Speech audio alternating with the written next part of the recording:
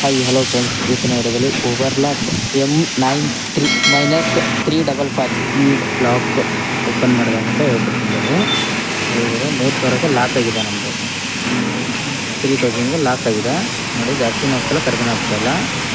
ಪ್ಯಾರಾಮೀಟ್ರು press ಮಾಡಿ, ಮತ್ತು parameter ಅದೇ ಬಟನು ಲಾಂಗ್ ಪ್ರೆಸ್ ಮಾಡಿ ಪಾಸ್ವರ್ಡ್ ಕೊಡುತ್ತೆ. 111 ಅಂತ ಇರುತ್ತೆ. ಯಾವುದೇ ಕಾರಣಕ್ಕೂ ಪಾಸ್ವರ್ಡ್ ಚೇಂಜ್ ಮಾಡಬೇಡಿ. ಫೋನ್ ನಂಬರ್ U11 ಅಂತ ಇರುತ್ತೆ ನೋಡಿ.